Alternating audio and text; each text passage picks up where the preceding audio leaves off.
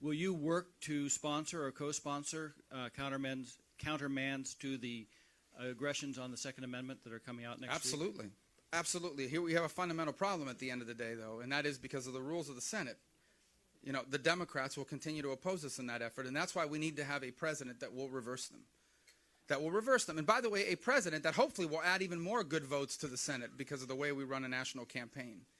But look, guys, to me, it's been a great honor to serve in the Senate. I'm honored to serve the people of Florida in the United States Senate. But I can help shape the agenda in the Senate. Only a president can set the agenda. And these elections have consequences. It's one of the reasons why I'm not running for re-election and I've chosen to run for president instead. Because the damage Barack Obama has done to our Constitution and to our country is so deep and so great that it will take a president in order to unravel the damage he's done and set us back on a proper course. But when it comes to the Second Amendment, I'm deeply committed to it.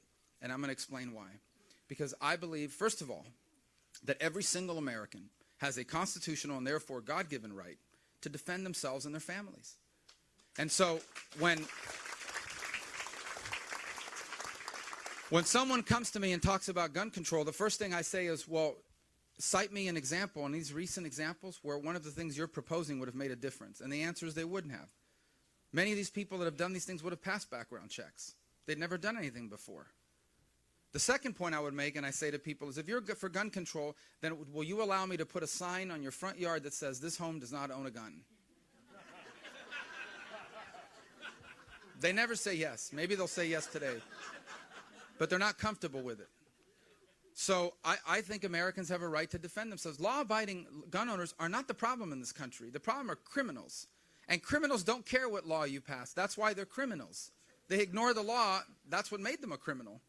And so you can pass all the gun laws in the world you want. It will not stop criminals. The only people that will follow the gun laws are law-abiding citizens. Because I may not agree with a gun law, and you may not agree with a gun law, but we're going to follow it because we're law-abiding. But criminals will ignore it. The criminals will ignore it. And so that's why gun laws just aren't effective at preventing gun crime.